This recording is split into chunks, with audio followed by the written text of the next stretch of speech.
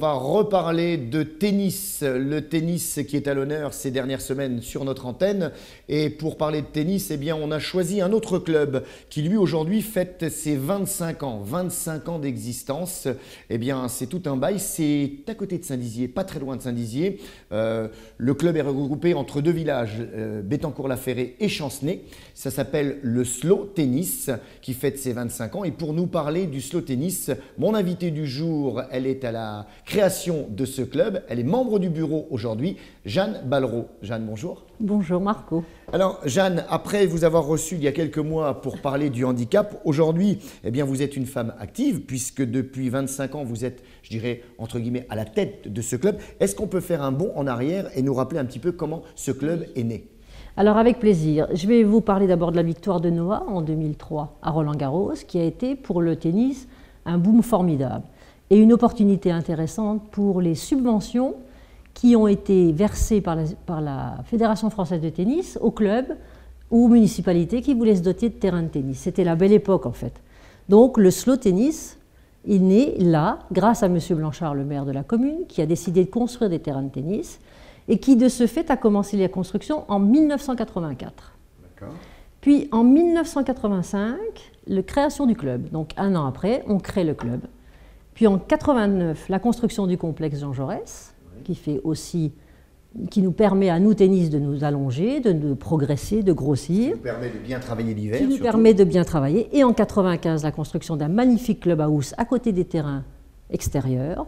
Et cette année, en 2010, la rénovation de nos terrains qui, après 25 ans d'utilisation, de bons et loyaux services, avait légèrement besoin d'un lifting, on va dire. Le contexte, on y revient quand même. À Bettencourt, vous êtes dans Bettencourt, vous êtes à côté de cette belle salle polyvalente, 2 terrains en extérieur.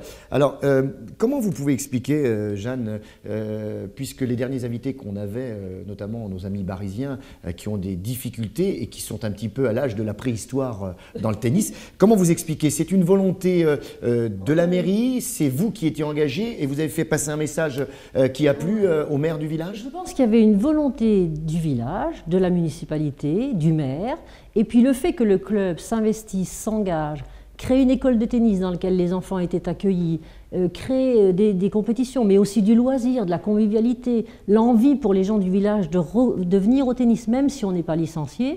Je pense que les deux qui se sont associés ont fait que ça a créé une dynamique qui a permis. Le premier clubhouse qu'on a eu, c'était une sorte de grande caravane que le maire avait rachetée, je ne sais plus où, et qui était mise à notre disposition. Donc c'était déjà du confort, déjà de la chaleur, déjà un endroit. Et puis ensuite est arrivé ce magnifique clubhouse. Et là, on y reçoit les parents, on y reçoit les enfants, les équipes qui viennent des clubs voisins. Et donc, on a une vie de club de tennis, mais de club de tennis rural, je dirais. Pourquoi ce terme rural? Parce que vous êtes quand même à 2 pas de Saint-Dizier, vous n'êtes pas dans une campagne profonde, vous n'êtes pas comme certains petits clubs qui sont éloignés à 25-30 km des villes moyennes. Pourquoi rural? On dit rural parce que notre mode de fonctionnement, on ne peut pas avoir, comme le COSD par exemple, la possibilité d'embaucher un breveté d'État à plein temps. Ce n'est pas dans nos moyens, ce n'est pas non plus dans nos possibilités, puisqu'il nous faut partager en hiver les structures couvertes avec les autres sections sportives de Bettencourt, ce qui est normal. Donc on se concentre, nous, sur une moyenne d'adhérents qui tourne autour de 100. Ouais, alors j'ai les chiffres ici devant moi, 107 licenciés pour 53 enfants qui sont chez vous avec... alors, ça, il faut le signaler. On parle de ruralité. Vous êtes plus dans la forme par rapport à nos amis barisiens, qui étaient nos invités dernièrement. Vous êtes plus dans la forme ludique. On commence à 8 ans. La compétition chez vous, c'est plus convivial, peut-être moins compétition. Est-ce que vous êtes moins axé sur la compétition? C'est pas qu'on est moins axé sur la compétition. C'est qu'on est obligé d'être moins axé sur la compétition parce que nos structures ne nous permettent pas d'accueillir les équipes, beaucoup d'équipes. Donc, on a un côté ludique et c'est une façon pour nous de faire une sorte de recrutement, on va dire, pour les enfants. Il faut signaler quand même, Jeanne, que vous avez quand même 4 initiateurs et vous avez un breveté d'État qui est présent 3 heures par semaine. Et vous le disiez il y a quelques instants, il vous est envoyé par le COSD. Voilà, il vient du COSD, il est breveté d'État, il travaille au COSD, mais il vient chez nous travailler tous les samedis. C'est un plus pour les enfants du club. Alors, est-ce que vous travaillez en symbiose avec le CO Saint-Dizier quand il y a un bon élément chez vous, un petit, qui peut faire de la compétition avec les équipes? Est-ce que vous l'envoyez du côté du CO, par exemple? C'est pas qu'on l'envoie, c'est que naturellement, quand les enfants montent, on va dire, progressent, Nous, on est limité, puisqu'on n'a pas un brevet d'État et qu'on ne peut pas faire une organisation qui nous permette d'avoir 2 ou 3 entraînements par semaine, ce que le COSD peut faire. Donc tout naturellement, les meilleurs éléments vont devoir aller dans un club qui va leur offrir la meilleure façon pour eux d'être entraînés, de progresser et de parfaire leur tennis. Donc ça se fait naturellement, sans aucun souci, ni pour nous, ni pour le COSD qui les accueille évidemment avec grand plaisir. Jeanne, quels sont vos arguments, notamment pour attirer les petits, puisqu'il y a beaucoup de clubs de tennis, on le sait, il y a Villers-en-Lieu, il y a Saint-Dizier, tous les petits villages ont quand même un club de tennis, pas tous, mais beaucoup. Comment vous vous démarquez? Alors nous, on se démarque très simplement par le fait que l'école de Bettencourt n'est pas loin des terrains de tennis. Il y a eu des actions qui ont été menées vers l'école, donc ça c'est une ouverture. Ce sont en majorité des enfants de Bettencourt, ou alors des enfants qui habitent en ville, mais dont les grands-parents sont sur Bettencourt, parce que vous savez très bien que maintenant, souvent les mamies et les papis gardent les petits-enfants, et qu'ils préfèrent ramener les enfants petits chez nous au tennis, parce qu'il ne faut pas traverser la ville. Enfin, c'est un côté pratique, on va dire. Et la convivialité qu'on a développée, c'est une convivialité de village. À Bettencourt et à Chancenay, tout le monde se connaît, on va dire, en gros. Ouais. Et à Saint-Dizier, on ne peut pas opérer la même chose. Il faut remarquer quand même une chose, on parle du slow tennis, mais le slow général regroupe beaucoup d'associations. Hein, je ne sais plus combien ça regroupe de licenciés. Ça représente un peu plus de 1000 licenciés, là. C'est à peu près les mêmes structures que l'UJB Saint-Dizier, qui regroupe au sein de ces sections 1000 licenciés. Fois le loisir, le sport, le culturel, et on est tous réunis sous l'appellation slow général, mais chaque section a sa propre gestion. D'accord. Alors vous organisez, je regardais un petit peu sur votre site et on va parler de celui qui est président de ce club, Michel Consentino. Comment il est arrivé à la tête du club? Parce que lui, depuis combien de temps il est là? Michel Consentino, il est président depuis 3 ans. Il est arrivé tout naturellement parce que c'était un des bons éléments du club, il faisait un peu de compétition. Et puis le bureau en place, le bureau ça vieillit. Et Oslo, on a toujours fonctionné de manière assez traditionnelle en disant est-ce que vous voulez prendre la place, est-ce que vous voulez participer au bureau? Et les gens y viennent, je dois dire, on n'est pas vraiment obligé de les pousser. Ils y viennent parce qu'ils habitent le village, parce qu'ils connaissent l'ambiance. Cette ambiance de convivialité nous permet d'arriver à ce genre de passation de pouvoir, on va dire, dans la douceur et dans la continuité, parce qu'on conserve ça. D'accord. Jeanne, est-ce que vous avez, parce que c'est quand même une réussite, hein, c'est un club de tennis, on sait que le tennis, ça reste quand même avant tout de la compétition, même si c'est un sport individuel, ça reste un sport qui se pratique également en équipe. Est-ce que vous avez trouvé, d'après vous, avez trouvé la bonne formule? Parce que, est-ce qu'on n'incite pas les enfants? Parce que tous les clubs en général, quand les petits ont 2-3 ans de licence, voire 4 ans de licence, on les incite à faire de la compétition, ce qui est le but du sport. Il n'y a peut-être pas cette incitation chez vous non plus? Si, il y a du sport. Elle est aussi forte qu'ailleurs, mais je dirais que d'une manière différente, parce qu'on a la chance, si on veut, d'avoir une majorité d'enfants entre 8 et 12 ans. On n'a pas les adolescents, ce qui est, on va dire, une clientèle un peu plus délicate, un peu plus difficile à gérer. Nous, ils vont au collège, au lycée, ils ont des amis de cœur avec lesquels ils vont aller faire du sport, donc après ils changent d'orientation. Nous on garde les petits et avec les petits c'est plus facile à gérer. Donc ils font des championnats par équipe, des championnats individuels et le club organise quand même 2 tournois jeunes dans l'année. On y vient, vous organisez, vous le disiez à l'instant, organisez des tournois de jeunes, des tournois adultes. Alors des tournois, ce qui est bien sur votre site, c'est ce qui doit attirer le chaland aujourd'hui quand on veut faire du tennis, c'est conviviaux, c'est également des animations extra-tennis pour rassembler les adhérents et les parents.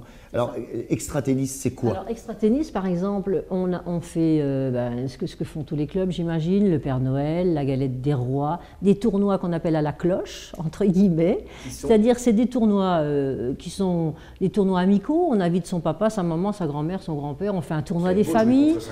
Voilà. On fait des doubles mixtes tirés au sort. C'est-à-dire que jamais personne ne sait avec qui il va jouer. Ouais. On joue au temps et non plus au score. C'est très drôle. Il y a fatalement, Jeanne, il y a fatalement des gens qui ne savent pas jouer au tennis. Alors exactement, on prend tout le monde. Et souvent, les forts et les faibles tombent ensemble, ce qui fait un joli équilibre. Alors, vous faites comme beaucoup de clubs aujourd'hui, pour les gens qui voudraient s'initier, le commun des mortels qui veut s'initier au tennis, vous prêtez du matériel. On prête du matériel que le club a à disposition. On fait des cours d'initiation pour les adultes, pour les enfants, bien sûr, le mercredi, 9h, midi, 14h, 18h. Alors, le mercredi, j'ai noté 9-12 et 13-30, 17h30. Voilà, 17h30. Les adultes, c'est le lundi soir. On a des entraînements pour les équipes féminines, le mercredi soir et le vendredi soir pour les équipes masculines. Parce que nos adultes aussi font de la compétition. Alors comment ça se passe dans la salle justement? Ça doit être un petit peu serré puisque... Les emplois du temps sont gérés de façon assez stricte. Et, vous n'êtes pas les seuls à utiliser cette salle? C'est pour ça que notre problème d'extension se trouve là. On ne peut avoir de créneaux que dans ce qui est école de tennis, puisque l'école de tennis, c'est quand même la partie la plus importante de notre fonctionnement. C'est ce qui nous fait avancer, c'est ce qui nous permet d'attirer du monde et d'en conserver. Donc les répartitions d'horaires sont faites en fonction des jeunes. Des jeunes et des adultes.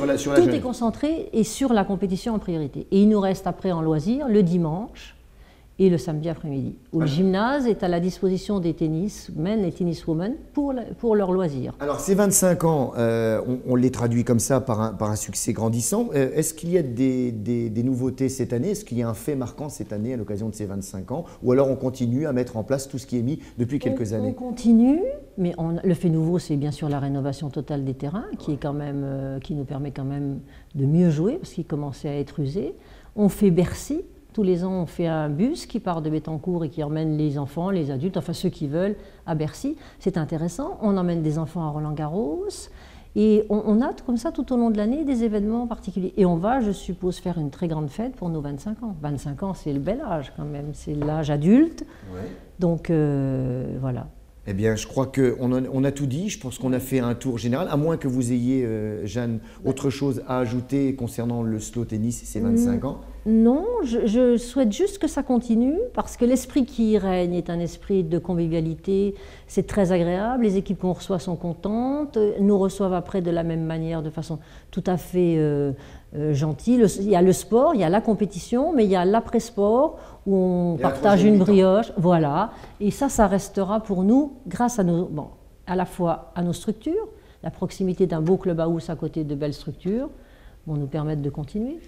Jeanne, vous êtes, depuis la création de ce club, pratiquement la dernière à avoir créé ce club? Oui. D'ailleurs, le président, Michel Constantino, qui est très gentil, qui est un très bon président, m'appelle le mammouth du slow tennis. Le mammouth du slow tennis. Voilà. Non pas par la carapace, mais je ne crois pas, simplement par la longévité. Et je compte bien rester là jusqu'à ce que Justement, j'allais vous le demander, Jeanne. Qu'est-ce qui vous fait encore avancer? Qu'est-ce qui vous donne encore envie de vous occuper de ce club-là depuis 25 ans? Il n'y a pas de lassitude, il n'y a pas d'usure? Non, parce que d'abord je continue à être dans le tennis, et le fait que je puisse encore un peu servir aux bureaux successifs, ne serait-ce que par le souvenir, là, vous voyez, je suis là aujourd'hui parce que le président est en formation, mais aussi parce que je vais rester un peu la mémoire vive du tennis, avec ce qui s'est passé, combien on a eu jusqu'à 235 licences à une époque, on a fait des tas de choses, donc ça c'est, je pense, un atout pour moi. C'est ce qui vous fait rester jeune. C'est ce qui me fait rester.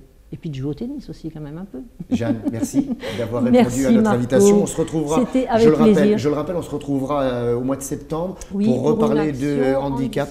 Dans la ville de Saint-Dizier. On en reparlera, vous serez encore notre invité. Je vous remercie, ce sera avec plaisir. Voilà, Max Sport avec les 25 ans du slow tennis, c'est maintenant terminé. J'espère que vous avez pris beaucoup de plaisir et puis à redécouvrir ces 25 années de slow tennis. N'hésitez pas, c'est à Bettencourt-la-Ferrée du côté du complexe Jean Jaurès. Vous verrez, les terrains de tennis sont juste à côté. En tout cas, ce Max Sport est maintenant terminé. On se retrouve très très prochainement pour un autre sport.